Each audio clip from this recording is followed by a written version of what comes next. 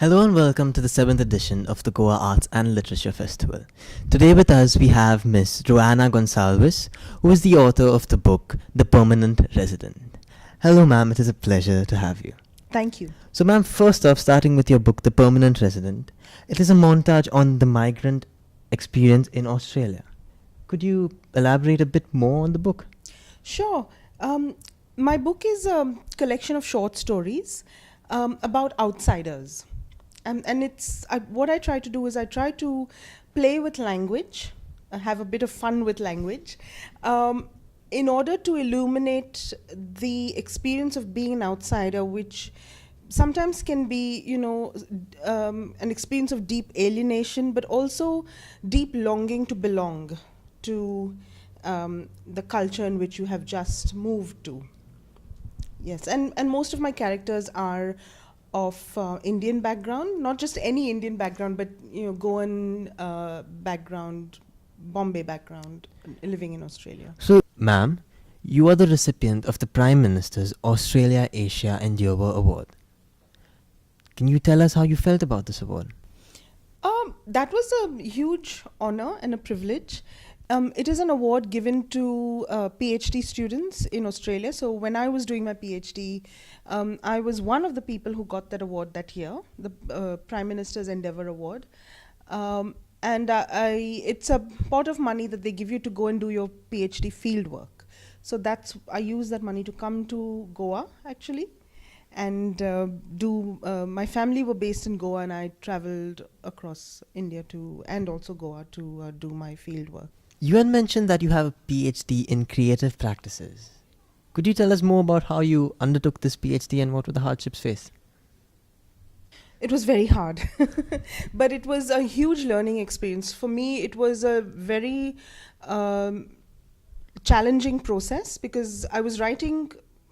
Most of these stories were written as part of the PhD. So that was one section of it. And the other section was a sociological study of Indian writers. So it was called Negotiating the Field of Indian Literature in English. So I interviewed lots of Indian writers, publishers, people involved in the Indian literary field in order to... So that's what I came to India for, to do field work for that, yeah. So you have also spent a lot of years in Australia. In that time, 18 years I believe, have you ever missed Goa?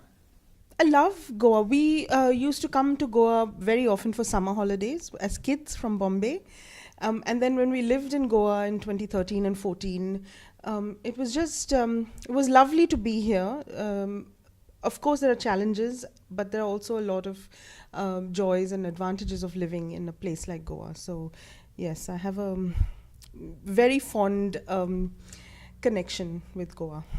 So, what made you take up freelancing as a career, and what initiative did you take towards that?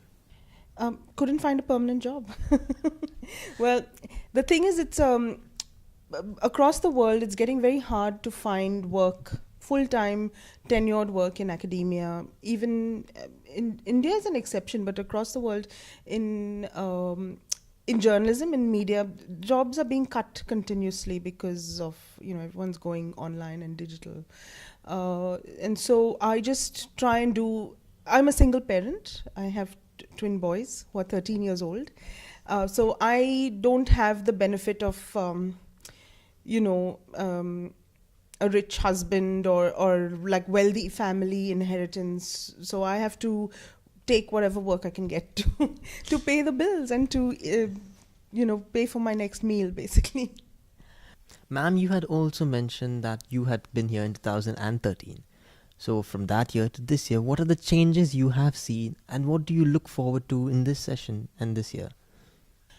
This festival is really unique in that there's a certain intimacy about it where it's like being part of a family. You see all these huge big names in Indian literature, Nabanita Devsen, Antara Devsen, Sampurna Chatterjee, Arshia Sattar, all these, Jerry Pinto, Samita Arni, all these wonderful big names who have done amazing amount of work through their writing practice. They've published so many different works, books, in journals, etc. But here you see, there's the possibility, because of the space and the kind of atmosphere that has been created by Vivek Menezes, by Mauzo, and by the ICG. There's a lovely intimacy that's possible where you can sit and have chats, just join a group, have a discussion. So it's that sense of family connection and intimacy that's really wonderful and really precious part of this festival. And the second thing is just the joy of seeing young people coming here, attending in droves from the colleges around this place and in Goa. So to see young people come and be interested in words, in books, in art, in communication, it's just a real joy and a privilege to see that. So I think those two things are really a wonderful part of GALF. Now, there are a lot of youngsters who are upcoming writers, but who are facing a lot of hardships. Is there any advice you could give from your own experience to them? Some inspirational words so that they can continue with this career. First message, don't give up your day job. You need a stable income in order to feed yourself so that you can write. It's extremely hard, I know, because if you're working full time, you have no energy in the tank at the end of the day to write creatively. But that's something that is faced by writers across the world, artists across the world. We all have to work in day jobs in order to write creatively or create work for ourselves and to share with the world. So first thing, don't give up your day job. Second thing, read as much as you can.